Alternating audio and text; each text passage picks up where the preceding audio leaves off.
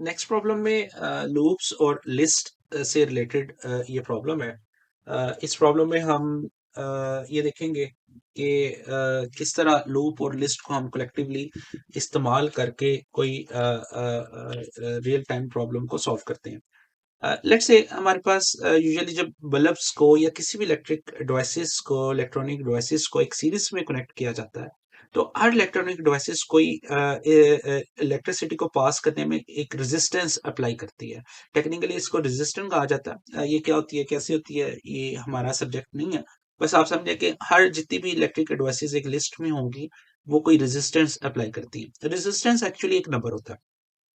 जिस तरह let's say हो सकता है ये बल्ब जो है वो 10 रेजिस्टेंस अप्लाई कर रहा हो, ये 15 अप्लाई कर रहा हो और ये 3 अप्लाई कर रहा हो। तो total resistance of the circuit circuit जिसके अंदर जितने भी टोटल डिवाइसेस लगी हुई हैं, उसकी टोटल रेजिस्टेंस जो है वो हम इनको प्लस करके कैलकुलेट करते हैं। ये एक खास किस्म का सर्किट होता है जिसको हम सीरीज सर्किट कहते हैं।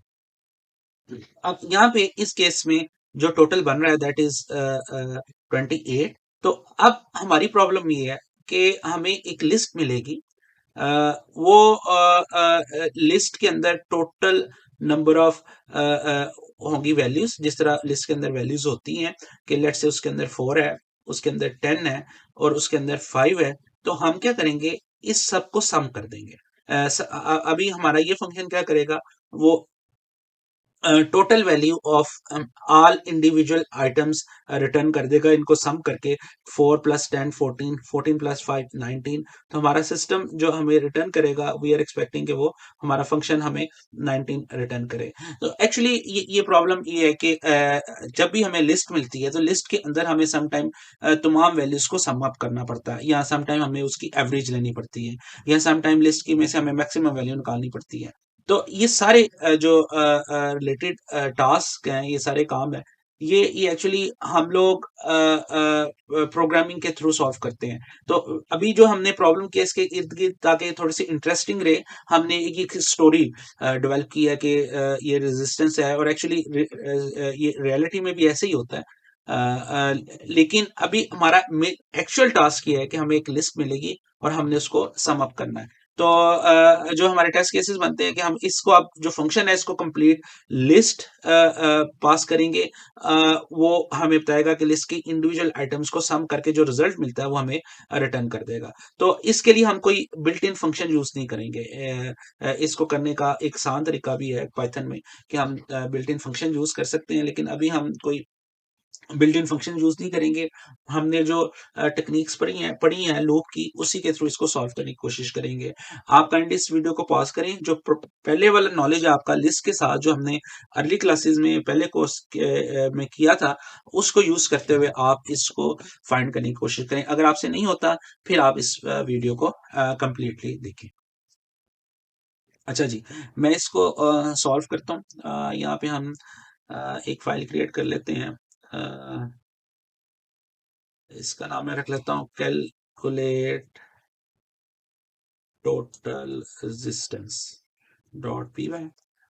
और यहाँ पे हम एक फंक्शन बना लेते हैं, डिफाइन कैलकुलेट टोटल रेजिस्टेंस। और इसमें हम एक्सपेक्ट कर रहे हैं हमारे पास रेजिस्टेंस की लिस्ट आ जाएगी।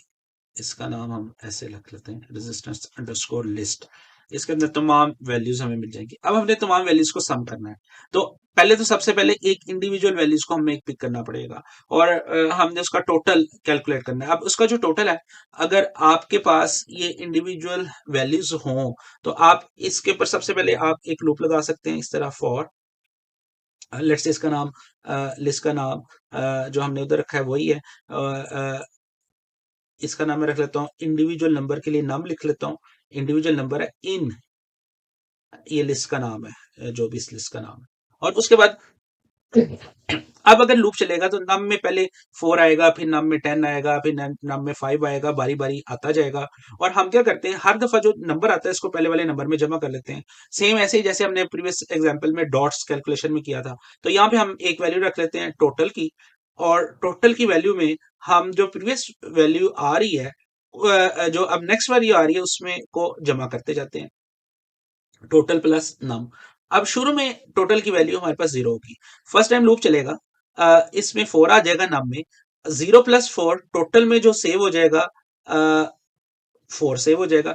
नेक्स्ट टाइम लूप आएगा, नम में 10 आएगा, 10 नम की जगह अब यहाँ पे हमारे पास 10 आ जाएगा, और टोटल में ऑलरेडी पहले वाली वैल्यू है दैट इज 4, तो उसमें 10 प्लस हो जाएगा और टोटल की वैल्यू जो है अब हो जाएगी 14। इसी तरह फिर दोबारा 5 आएगा नम में, और पहले वाला टोटल 14 है तो 5 उसमें ऐड हो जाएगा, तो अब हमारे पास टोटल में आ जाएगा 15। तो इस तरह एट द एंड हमारे पास जो है वो टोटल की जो वैल्यू है वो जो पूरा मजमुआ है इंडिविजुअल एलिमेंट्स का वो आ जाएगा। तो इसको अगर हम यहाँ पे कोड में भी कन्वर्ट करें, जो एक्चुअल पाइथन का कोड है that would be the same जो हमने उसमें किया था, for num in resistance list. हर नंबर के लिए हम क्या करते हैं, इससे पहले एक वेरिएबल ले लेते हैं जिसका नाम हम टोटल रख लेते हैं, या जो भी आप रखना चाहें वो रख सकते हैं। उसके बाद टोटल इज इक्वल टू हर एक में टोटल की वैल्यू जो प्रीवियस टोटल होगा वो प्लस जो नंबर है उसमें हम ऐड कर देंगे। उसके बाद हम यहाँ पे इसको रिटर्न करवा देते हैं जो टोटल है। अब जब ये कोई कोड कॉल करेगा, फंक्शन कॉल करेगा, तो वो हमें प्रोवाइड करेगा इसका कंप्लीट नेम, और इसके साथ जो भी वैल्यूज की लिस्ट होगी वो यहाँ पे प्रोवाइड करेगा। लिस्ट के लिए हमें बड़ी ब्रैकेट्स यूज करनी पड़ती हैं, अभी हम ये टेस्ट केस ये यूज करते हैं 1563 1,5,6,3, और ये टोटल करने के बाद हमें एक वैल्यू रिटर्न कर देगा, उसको हम कैच कर लेते हैं एक वेरिएबल में, और उसके बाद इस वेरिएबल को हम प्रिंट कर देते हैं।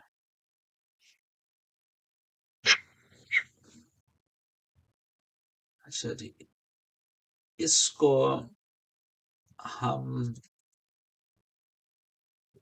एक्सिक्यूट करते हैं तो आप देखिए हमारे पास 15 आंसर आ रहा है। हम एक को टेस्ट केस कर लेते हैं, 16 3.5 6, 16 लिस्ट में हम 16 3.5 और 6 पास करते हैं, तो देखते हैं जो रिक्वायर्ड वैल्यू है वो ये आ रही है कि 25.5 आ रही है, यहाँ पे भी 25.5 है, तो इसका मतलब हमारा फंक्शन बिल्कुल ठीक काम कर रहा है। तो इस तरह हम जो है वो लूप को लिस्ट के अंदर वैल्यूज को ऐड करने के लिए इस्तेमाल कर सकते हैं।